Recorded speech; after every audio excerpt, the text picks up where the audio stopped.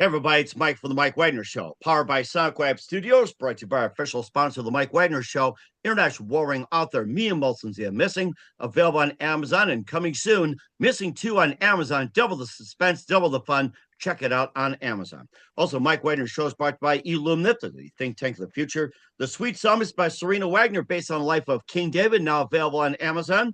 And High 10 Music, check out the latest at high10music.com.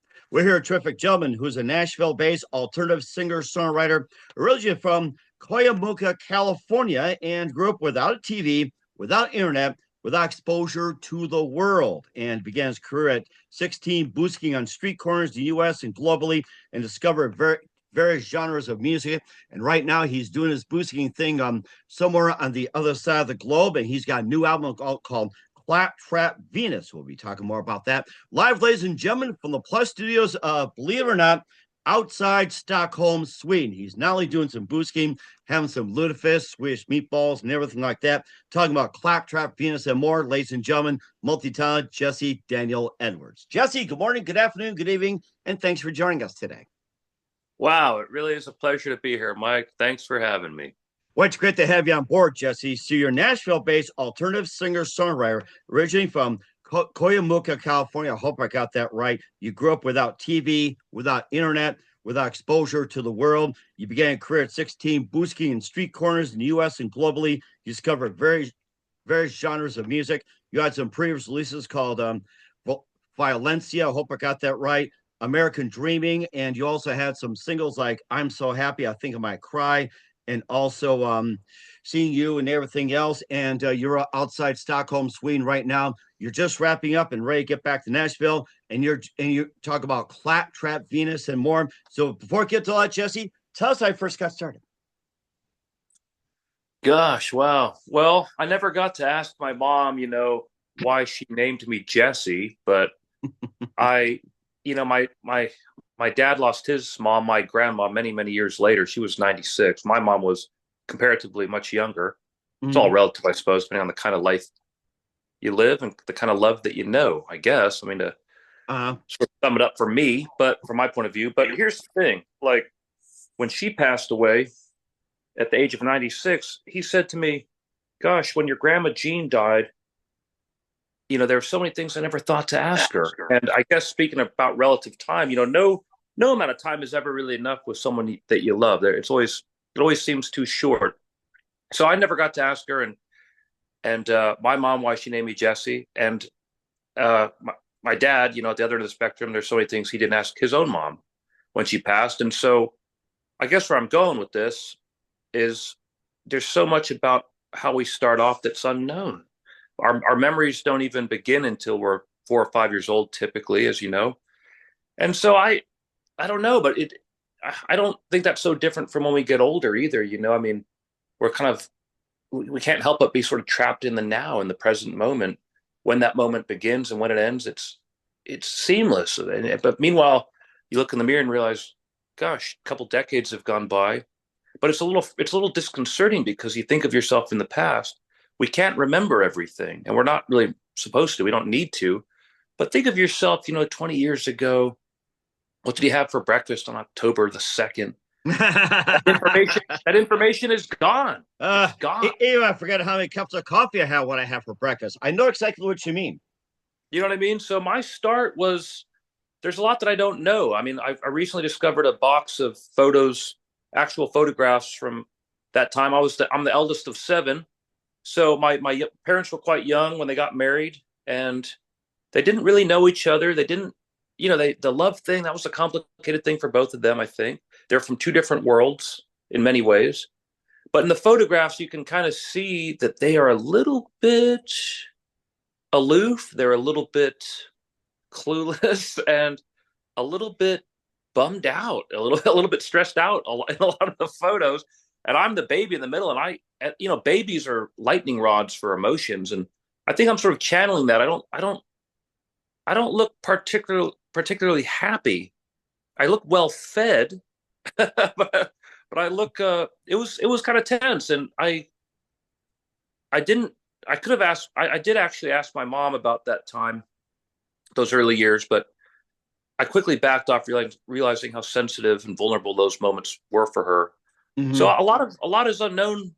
A lot is unknown for me, which I've kind of made peace with. But it is kind of a, it's kind of a, it's kind of there's an air of melancholy and restlessness in those photographs, and I think in my early parents and in my very first environments, my first memories or proto memories, and I think that that kind of set me on a certain path. I think those sort of and my mother loved me, my father loved me. Certainly back then in his own way. We've since become great friends as I've become an adult. He didn't know anything about kids. Neither did my mom. They were 19, when they got Hmm. together. So, I think, looking back now, I'm not trying to blame anybody. There's also a lot of goofy moments and funny moments. Nothing is as black and white as I grew up sad, I grew up poor. Nothing is that black and white.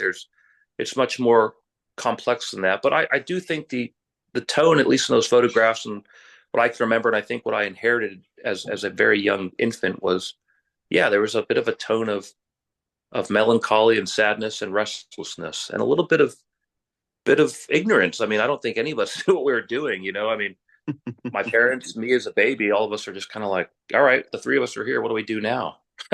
you know? Oh yeah, and of course, without TV, without internet, without exposure to the world and everything like that. I mean, it's almost like you live with it back then. Now it's just like, okay, what do we do here? But I guess the question is like, how did you manage to pull it off?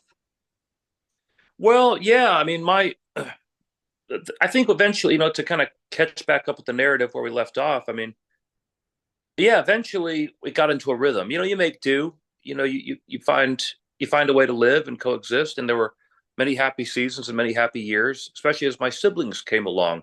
As I mentioned, I have three brothers, three sisters, seven in total. So, those quiet years at the beginning were short lived. Very soon, we had a full household and lots of different personalities, lots of different energies, lots of different ideas, and my parents, found religion young, when we were young, and that brought some semblance of order and some parameters to the household. But it was sort of restrictive. I mean, I don't know if I always felt that way then. It felt the opposite of restrictive. It felt sort of as if all the answers were there and accessible. Why are we here? What do we do now that we're here? What's right and wrong? What happens after this? All those answers were readily supplied, as they are for a lot of people with religion.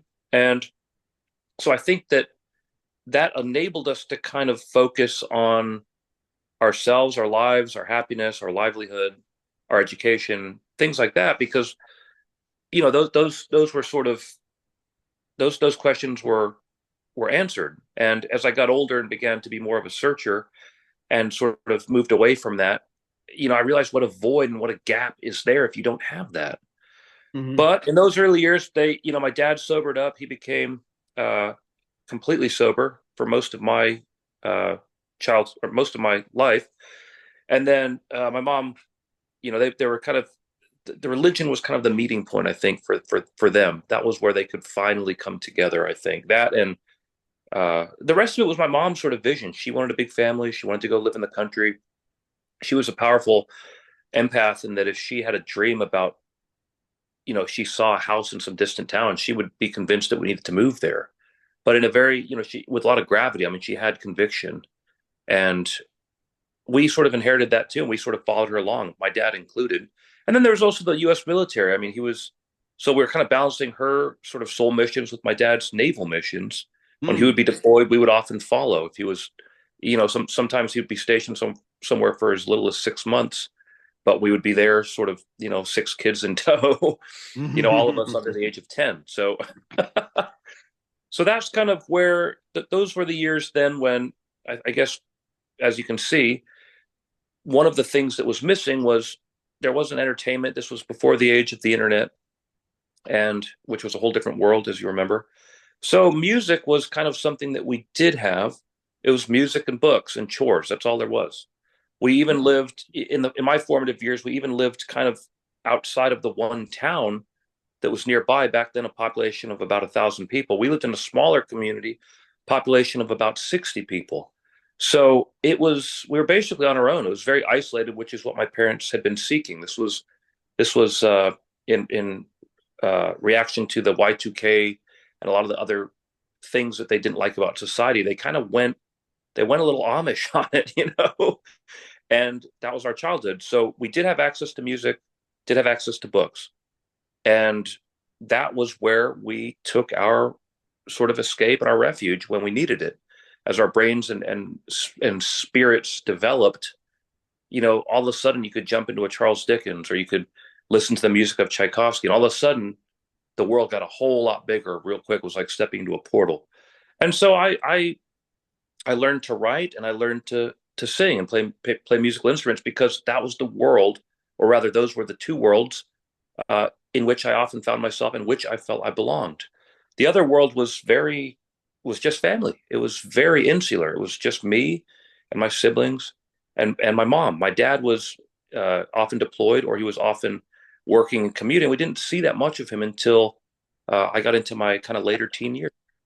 So that's where the adherence to music, and that's where that came from. And it was, the people like to in interviews or conversations, people like to know about what were your influences, what did he grow up listening to, what shaped you as an artist, because that helps round out some of the picture for us when we're trying to get to know somebody's music, especially if the music is a little bit, say, unconventional, or a little bit, slightly off of center, which my music has been called. It's not.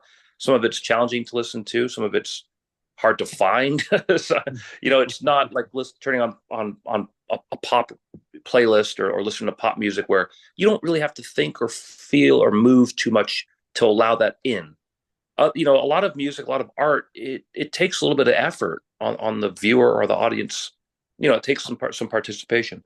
So that's the kind of music I ended up making, partially because we lived in the absence of sort of what would be typical influences. I mean, I didn't hear Bob Dylan, I didn't hear the Beatles, I didn't hear the Rolling Stones, I didn't hear Eagles, I didn't hear anything until I left home. It was very, very. I mean, and as I got into high school, my friends would take pity on me, and they'd sort of secretly let me borrow CDs, but it was really forbidden in the household. So it was, and I didn't know why. I knew that it didn't jive with the Bible. I knew that some of the language was questionable, but there was something very human about the music of that time. This was like the mid to late '90s. A lot of the alternative and the rock and the grunge and then the kind of punk, post-punk thing were happening. Mm-hmm. So I was kind of, I couldn't figure out what the disparity was between the very real stories of the Bible and the very real feelings in this music. I think it was just forbidden on the grounds of it represented a lot of what my parents were trying to run away from by leaving mainstream society. So I get that now. At the time, though, I couldn't make a case for it. And I was often, as the eldest, I was often making the case for, well, why don't we just have a TV like everybody else? It's all my friends want to talk about. Well, what about this show? Or why can't we listen to this type of music? And the answers were not forthcoming. It was before even my parents learned, which they eventually sort of found a way to say, well, because they were young, they weren't Bible scholars, they were young people, clinging to religion out of desperation, out of need. So it wasn't until later that they were able to kind of, you know, place, but in the conversation, kind of move behind scripture and Bible and the moral response, whatever you want to call it. But back then it was just no, you can't, it's not allowed, and there was not a why. So I didn't have none of us had the influences of contemporary music or modern music, and so we kind of had to reinvent the wheel, and we kind of had to sort of scramble around. Sometimes it was kind of frustrating to do so by sort of trying to connect the dots here, all the things that you feel as an adolescent, and you have a guitar, and you've had some, even from a distance, you've heard some inkling of modern music, Radiohead, System of a Down, Rage Against the Machine, and something really resounds with you, and yet you don't have enough access where you can study it, so you're sitting there and all you've got is Mozart. But you do eventually begin to see that you could draw a line. And so we spent a lot of our time doing that, trying to make what we had access to relevant through the filter of our own interpretation. And that I was my see. entire childhood. That was my entire. I spent I wasn't thinking about dating. I wasn't really playing sports. I mean, we really couldn't. We were so removed even from the town. So I spent all of my time just tinkering with music without books, without instructional books, without instructional videos, without the internet. It was just you and a guitar in a room, figure it out. And it took a lot longer than it would nowadays, because all I have to do now is turn on YouTube and it's like, oh, okay, within 15 minutes, you're doing something, that you're playing guitar. But as a result, after all the trial and error, most of which was probably unnecessary, but throughout all that, what do you end up doing? Well, you can't help but eventually forging your own weird Mhm. style and whatever it is. And as I've gotten to, I was kind of self-conscious about that. I felt it was very conspicuous. I felt I didn't know where it belonged.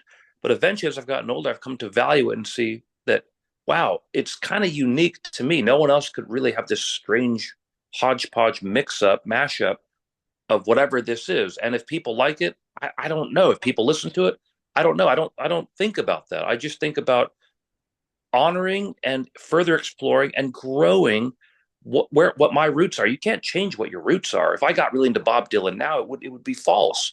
That time has passed, and I can still learn, but that time of formation, that's kind of a sacred moment in your youth, really. And as a young musician, as a young artist, and I've got what I've got. So my task now is honoring it, sharing it, accepting it, embracing it, and just continuing to let it grow. Because once the seeds are there, and once you've put time and effort and energy into it, it's gonna it's got a life that's longer than ours.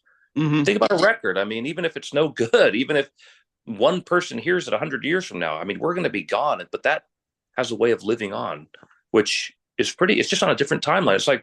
It's more on the timeline of like an oak tree, you know? Right. Yeah. Hmm.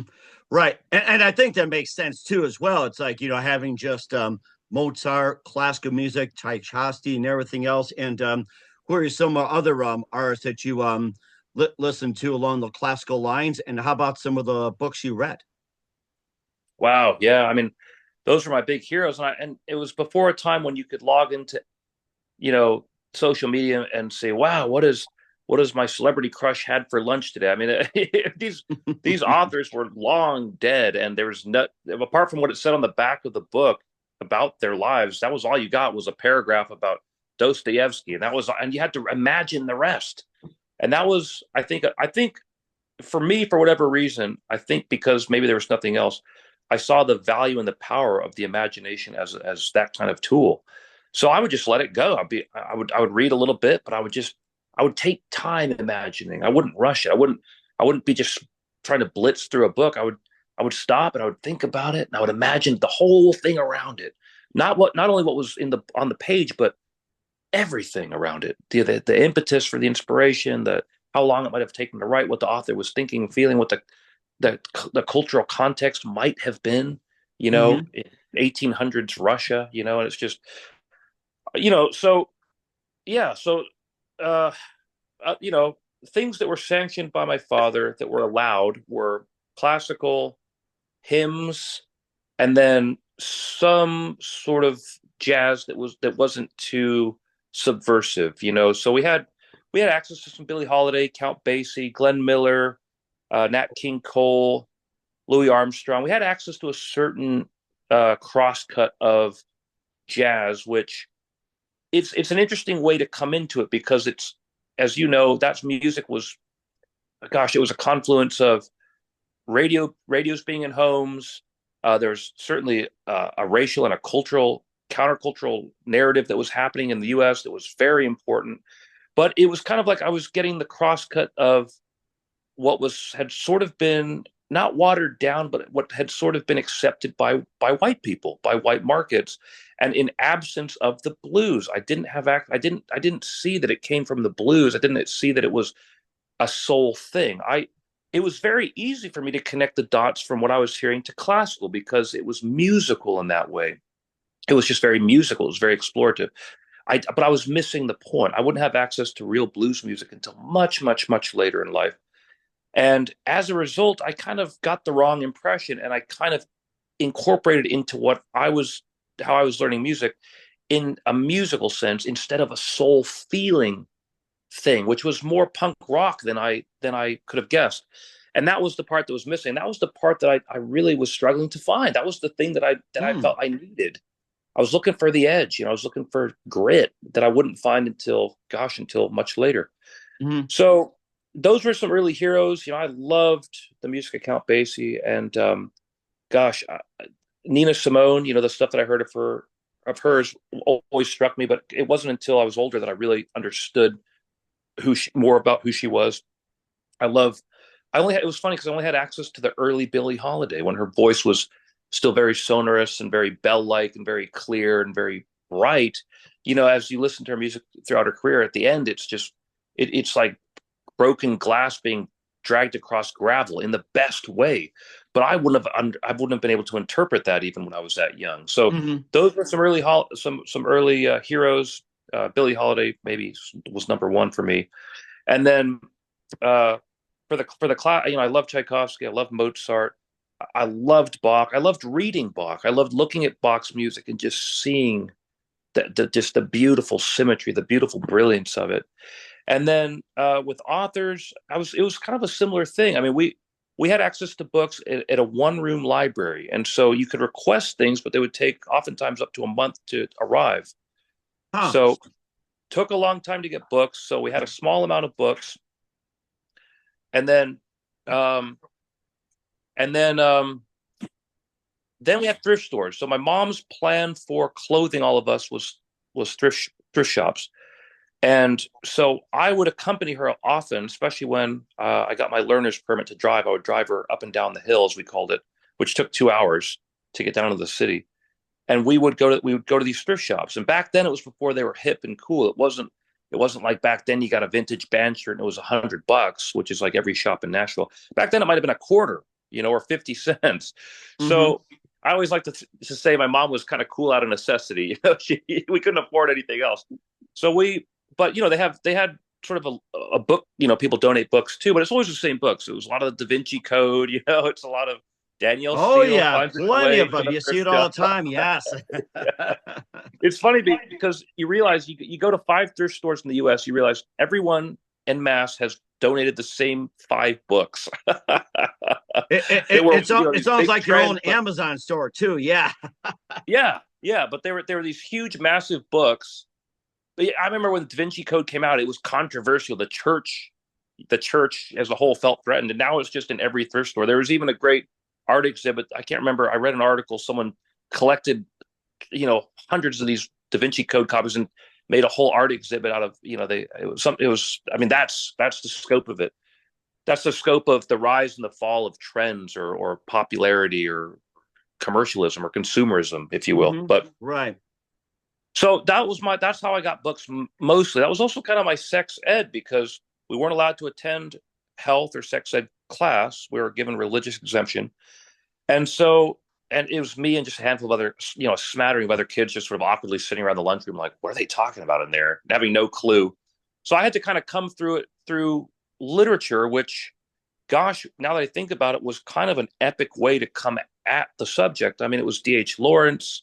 It was Interview with a Vampire. I mean, it was stuff like that was often more sensual and often more psychological Hmm. about the sex act. It wasn't just the mechanics of sex. So I had a very interesting introduction to that. But yeah, some early. I mean, I read through probably most of, and obviously not everyone, but I read through a bulk of the classics by the time I was 14. I'm talking all of Shakespeare, all of Dickens, Austen, uh, some of the great poets, Thomas Hardy, uh, T.S. Eliot, uh, E. E. Cummings, who is still one of my favorites. But it's funny because it stopped at a certain point. Like I didn't have access to a lot of modern literature uh, of stuff that was relevant. So it was like it kind of mirrors the music thing. It was stuff that was trapped in the distant past, but was still popular enough to be reprinted and republished. You know, but it wasn't anything really contemporary, and the contemporary stuff was kind of fringe stuff. Hmm. So yeah, but my heroes of literature were certainly E. E. Cummings was a big one for me, and I loved Isaac Asimov. I loved H. G. Wells. I mean, these were seminal thinkers to me. the way, because and it really spoke to me because these were people that were entirely reimagining reality, reimagining humanity, reimagining Earth, and that was something that my siblings and I did frequently just because out of boredom, there's nothing else to do. An example being the house we lived in was, I think, 101 years old at that time. It was an old depot for a silver mine that they then flooded, which became the lake across from the house, kind of across this meadow. And so it was literally made by just stacking stones one on top of the other that they pulled out of the field. Oh, interesting. And yeah, and they filled it in with, over the years and they added on. But the part that we were in, my brother and I, was the old part of the house. And the wind would come between these two mountain peaks where this meadow was in this lake and rip through this pass and find all of the nooks and crannies and sort of unexposed areas of the stone and whistle at all these strange frequencies. And I remember when we first moved up there, I was kind of freaked out. I was, you wake up in the middle of the night and there's this strange, eerie, and you're like, what is that? But eventually I came to really enjoy it because it prompted me to imagine. And I got to think about all of the people that had lived in that room, the people that had walked across these meadows, the conversations. And it really is infinite, the things you can imagine with the smallest prompt. So instead of it being a frightening thing or a disturbing thing, it all of a sudden became a very inspiring thing. And that's just kind of how I looked at a lot of my environment. When I wasn't fighting my parents about getting a TV, I was secretly sort of reveling in the fact of how rich the imagination landscape could be. Mm-hmm. And so indeed as well, too, you got some imagination yourself with Claptrap Venus. You also did Violensia, American Dreaming. We'll talk more about that with Jesse Daniel Edwards. But first, listen to The Mike Wagner Show at themikewagnershow.com. It's powered by SoundCloud Studios. Visit online at soundcloudstudios.com for all your needs. Look at a professional website without breaking your budget. SoundCloud Studios is the answer. SoundCloud Studios offers fast, affordable custom web designs that blow the competition away. Call today, 1-800-303-3960. It's 1-800-303-3960 or email to support@sonicwebstudios.com. Mention the Mike Wagner Show. Get 20% off your first project. Sonic Web Studios. Take your image to the next level. Also, time to give official shout out to our official sponsor of the Mike Wagner Show, international warring author Mia Molson-Zia. If you love fast-paced mysteries, you'll love Missing by Mia Molson-Zia, available on Amazon in paperback and ebook. Missing is fast-paced and intriguing with an unforgettable twist. Takes place in 4 countries, 2 strangers, 1 target, where truth is illusion and those who love be the first go missing. It's available on Amazon in paperback and ebook. Missing by Mia Molson-Zia has garnered great reviews and even loved and enjoys by Howard celebrities, including Joanna Cassidy, Forrest Riley, and many others. So grab your copy today for Goes Missing by Mia Molson-Zia, available on Amazon. Coming soon to Amazon, Mia Molson-Zia 2, double the suspense, double the fun. Check it out soon on Amazon. Also, Mike Wagner's Show is brought to you by Illumniftically, think tank of the future, bring scientists and engineers together from all over the world, create a method to construct a renewable generator. This unique product operates on a closed-loop system, generating more energy internally than needs to function. The extra electricity can be used to run everything from homes, power grids, phones, and laptops. The power source is renewable, highly scalable, most importantly, self-regenerating. For more information, visit facebook.com/Illumniftical. That's ELLUMENIPTICAL today. Also, Mike Wagner's Show is brought to you by Sweet Psalmist by Serena Wagner, based on the life of King David, including 30 exquisite paintings and King David Psalms. The Sweet Psalmist gives a new perspective of David through the Psalms he wrote in his time as a shepherd. He started and complicated your turbulent relationship with King Saul. It's a story of love, betrayal, repentance, hope, and more.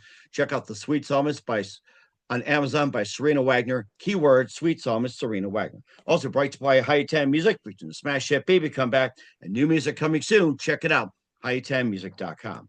Also, the Mike Wagner Show.com can be heard on any podcast platform, 40 of them, 100 countries. Take us with you on any mobile device. Follow us on Spotify, Spreaker, iHeart, Odyssey, YouTube, Spreaker, LinkedIn, BitChute, Rumble, and more. And for great gift ideas, go to Amazon.com. Check out the Mike Wagner Show podcast, T-shirts, pop sockets, throw pillows, tote bags, hoodies, makes great gifts 24/7. Go to Amazon.com. Check out the Mike Wagner Show podcast. And for more great gift ideas, go to Amazon.com/Mia Molson-Zia for great books like Missing, Once, and Wrinkles. Also T-shirts, pop sockets, hoodies, phone cases, and more.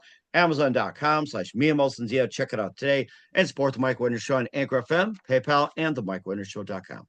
We're here Nashville-based alternative singer-songwriter, originally from Cuyamuca, California, and now in Stockholm, Sweden. Jesse Daniel Edwards here on the Mike Wagner Show. And you can get back on, Jesse, now. So don't be afraid or anything. I'm sure you had your little lutefisk in Sweden. And of course, you went out in the world and everything like that. And you also got into singing at 16. So tell us more about that.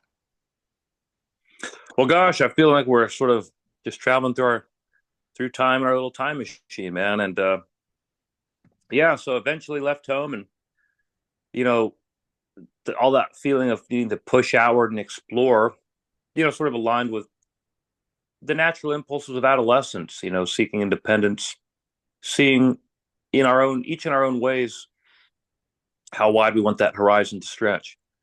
So for me, I started college at 16, got out of high school, and instantly just delved into philosophy, poetry, music, anything I get my hands on. And it was kind of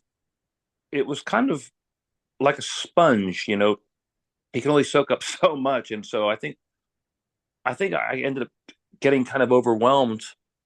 And also it was still kind of before the internet. So there wasn't really nothing was guiding or curating the process.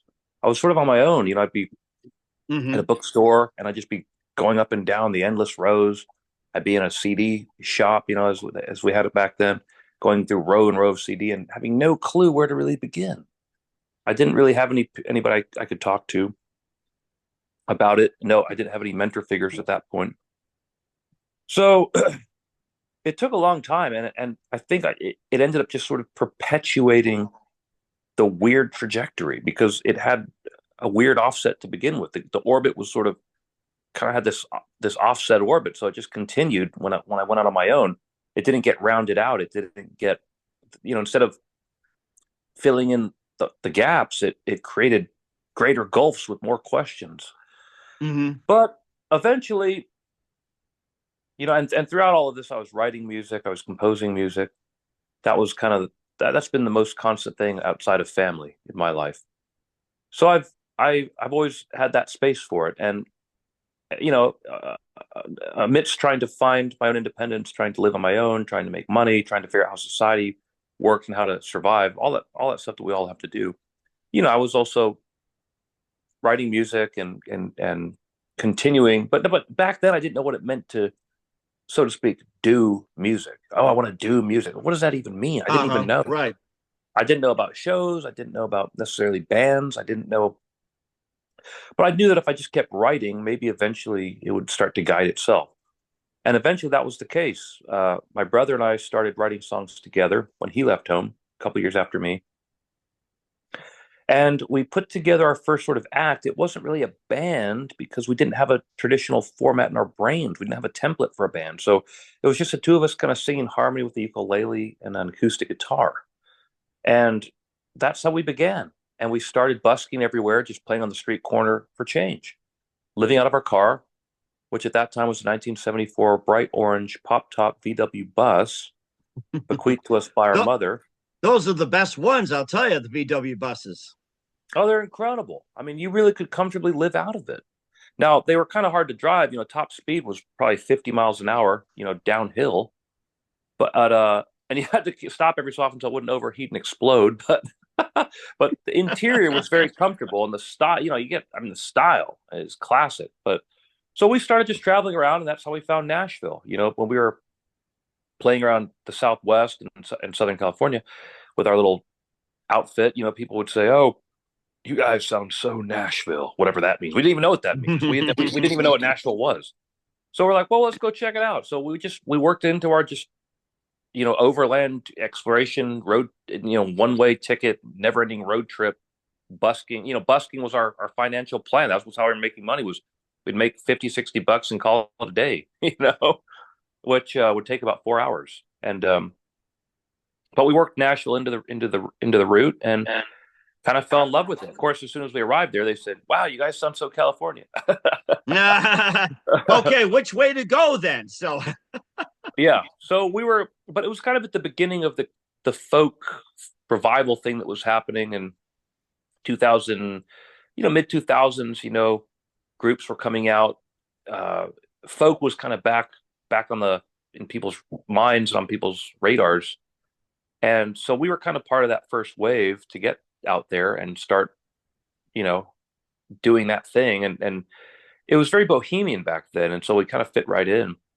Hmm. It wasn't hip yet to live in Nashville. It hadn't gotten, sort of corporatized. It was still a little hokey to live there. Downtown was still a half abandoned, bunch of derelict buildings.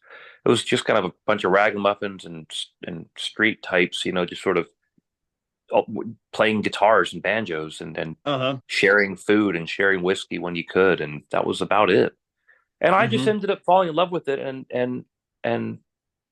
I don't know, I just sort of picked that as my base of operations. There was something that resonated with me enough where, I mean, it was Music City, I mean, it was kind of my mecca, without me even knowing that it had existed. And it still is. It's changed a lot of, as a lot of places have in the Southeast. There's been a lot of people coming in from all over the country, especially from out west, and that's changed it. It's made it more like out west, which was something that I was happy to leave behind. Uh-huh. Just to maybe sort of put it succinctly. But yeah, I it's still home for me, and it's still a place of opportunity and a place of inspiration. I've got some old friends there, which you know, moving around like we did before we settled in the mountains in that small town in Cuyamuca. That was, I didn't have roots. I didn't have long-term relationships, and now, thanks to Nashville, uh, it's the longest I've lived there anywhere. So yeah. Mhm. You surely had a lot of them as well too. You also did Valencia and also American Dreaming, and quickly tell us about those. Yeah, Nashville was the kind of place I was able to figure out how to quantify what I do.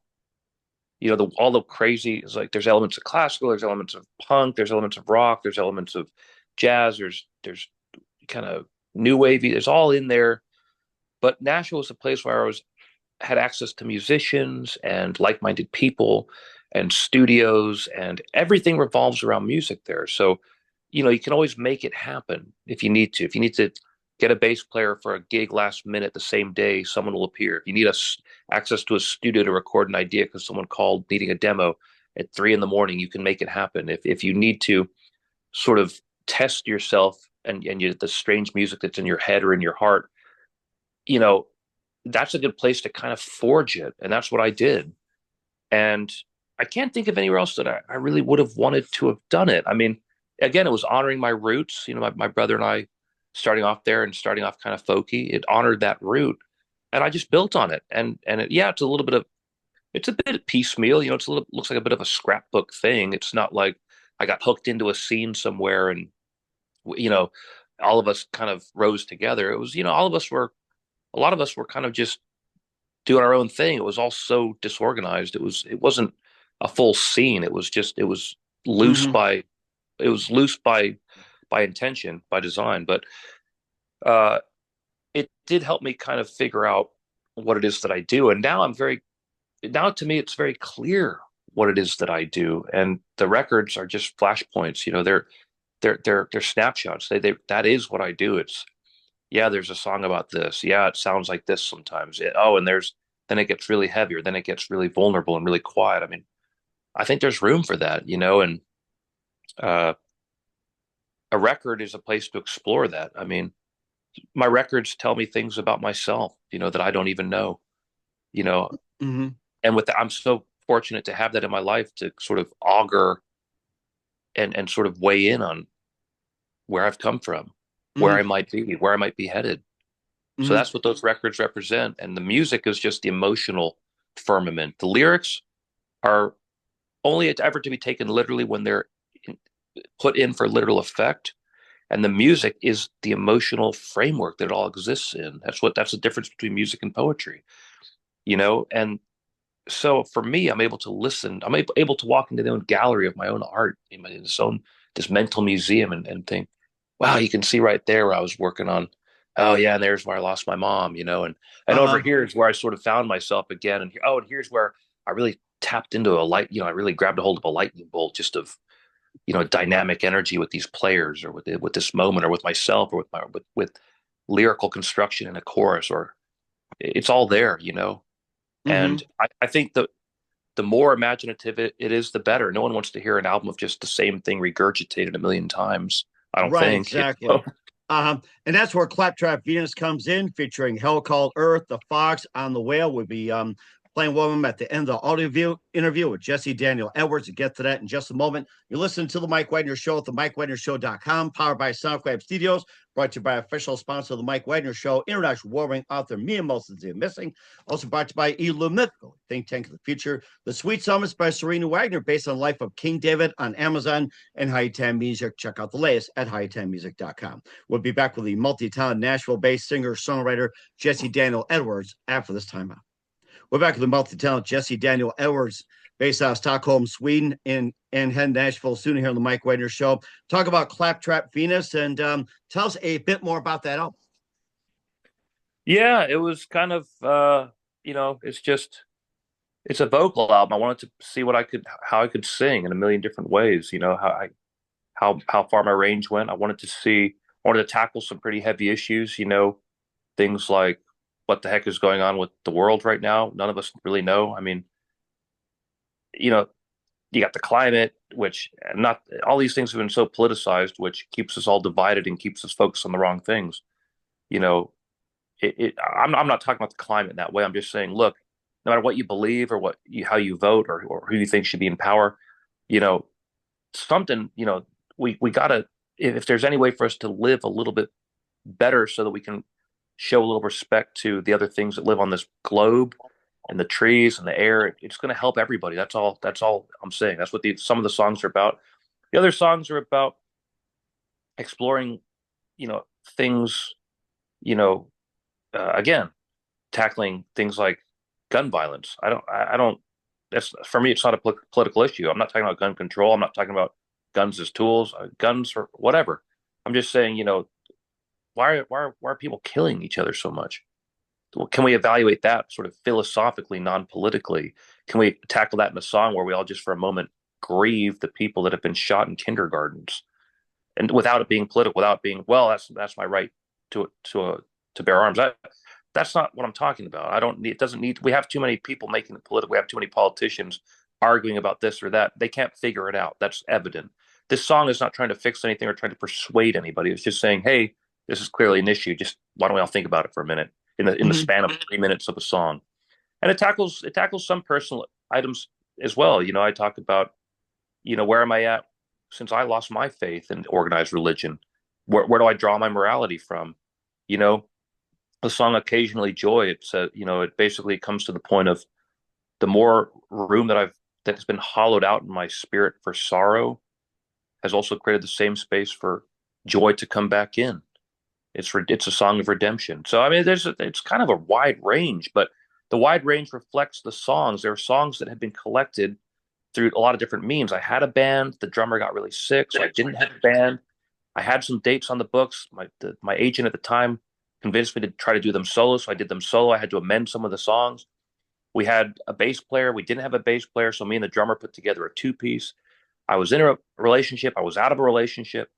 So I wrote a couple songs that were about the solidarity of love and then the loss of love. I mean, how do you have that? Oh my gosh. Wow. You run the gamut on just about everything in that album. Oh my goodness. Yeah, and that songs reflect that because they had to be collected. They didn't fit anywhere else. They didn't belong in one set live. They didn't belong in one conversation. They didn't even belong to one version of myself in my life or one chapter or one year. It was all the stuff that had been collected from the moments that just had nowhere else to live except for together, the other oddballs. But you know what? They found a cohesion by being unconventional, by being sort of disallowed. Mm-hmm. So, yeah. That makes perfect sense. And it makes perfect sense as well, too. Where can we find Claptrap Venus and how he works at, Jesse? Well, my favorite way is on vinyl. I don't use Spotify or anything like that anymore. I just, again, not as, and Mike, just to let you know, we're leaving the studio. I'm still with you, but I'm just, we're slowly kind of pulling chocks here. But, so it's really a vinyl record. Oh, and here's Hunter. This is the guy that helped me record and mix that record. Hey, how's it going? Hi there. Good. How are you? He's a great engineer. He's done both of my brother's records, but he, basically we made that as a vinyl record. available on the platforms. I don't use them just because it was kind of an expense that I was paying $10 a month, and I was just like, I really just still listen to the same dozen vinyl that I have at the house. I thought I'd really miss it, but I didn't miss it. So I don't. That's how I listen to it. You know, Cavity Search Records, Denny Swafford. You know, he's my mentor. He's my one of my great friends. He's the one that convinced me to turn all of this into anything that was commercially available. I use the word commercially sort of loosely, but right, yes, but he's the guy that put what I do out there into the world. So the best way is just go to Cavity Search Record and get a record. I mean, I think it just sounds incredible on vinyl, but it's also available, you know, on all the platforms too, wherever people like to listen to music.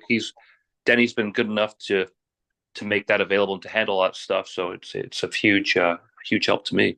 Okay. Well, that sounds great as well, too. We'll make sure everybody gets a hold of your record with the multi-talented Jesse Daniel Edwards of Claptrap Venus here on the Mike Wagner Show. And just a few more things. What else can we expect from you 2025 and beyond? I've got my first book of poems that we're going to publish. I've got that I've been collecting over, 10 years. We did a solo piano record where I took all of the songs from every record that's out there. I gathered just some songs from each that felt good just alone with the piano, rearranged them, recorded it directly to tape, directly to vinyl. There were no computers involved, mastered analog, which was a totally intense experience. It was like going back, 100 years is what it felt like. But gosh, it was so emotionally intense, just having to deliver to tape. I loved it, but it was also a crucible, So that's coming out, and then we've got there's a record that we cut in Seattle, me and the band, before my drummer went down with he has rheumatoid arthritis, unfortunately, and he's doing okay, thank God. But he before he went down with that, we made a record in Seattle, and it's a really intense record. It's directly between Claptrap Venus and Violensia, sort of in theme, but that's going to be coming out as 2 EPs probably. We're still hashing out, but that'll be out next year too. So, gosh, lots more from the farm, Yeah, certainly indeed as well too, and looking forward to it, along with some Lutefisk. And who do you consider biggest influence in your career? Gosh, for me, Mozart, 100%. Okay, and what's the best advice you can give to anybody at this point? Whoa, I don't give advice, man, but if you love music, protect that love, whatever that means, I had this vision of sending Spotify, collecting not signatures, but just start. I might still do this, but if I do, you'll be the first person that has heard about it. I'm going to make a 1-paragraph email that says, "Dear Spotify, my name is Jesse Daniel Edwards. I'm just an artist on Spotify, and I'm just an artist in 2024. I and some other artists have decided that we're going to take our music off of Spotify either for a week or indefinitely until we figure out how to pay people what music might be worth to make it even a somewhat living wage, because the only people that are making money are corporations right now from music." Right. And so, and it's not a complaint. It's just a statement. It's like, we're going to try and see what it looks like. And maybe I'm the only one that does it and no one cares, but maybe Taylor Swift gets a hold of it. Maybe Neil Young gets a hold of it. Maybe all of Denny's artists get a hold of it. And on June 1st of 2025, people go to listen to their Spotify and like, oh shit, where's all my music? There's nothing here. But it sends a message. And we're not trying to create social instability. We're not trying to destroy anybody's life, but we're trying to just remind people of the value of music, and not that it's monetary, but the fact that there is a relationship between. We have musicians put everything into their art and get paid almost nothing to do it. It's not sustainable. It's not sustainable. And if people appreciate music in their lives, we need to find a way to carve up the pie where people can continue to do it. That's all we're asking for. No one's trying to be a rich rock star asshole. We're just saying, look, let me just cover the cost of making the record. That's all I'm asking for. Right. Yeah. You know what I mean? So, and we hope you do get that out there, come back on and tell us how your journey is, Jesse, and send Spotify some lutefisk as well too as a statement. Yeah. There you Yeah. go. That's a good way to show love right there. We're with the multi-talented Jesse Daniel Edwards of Claptrap Venus here on the Mike Wagner Show. Jesse, a very big thank you for your time. You have been absolutely fantastic. Great sharing a lot of stories with you. Looking forward and soon. Keep us up to date. Keep in touch. Live have you back. And once again, what's your website? How do people contact you? Where can people purchase or check out your music? Cavity Search Records. That's everything. I don't as of now I don't have social media or anything. That's it. Cavity Search Records.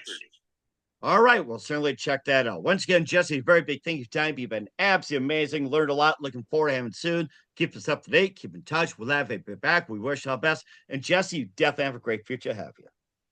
Mike, thanks so much for having me, man. Much love to you, and really appreciate what you do there. You and people like you. It's just couldn't exist without it, without the passion and the dedication.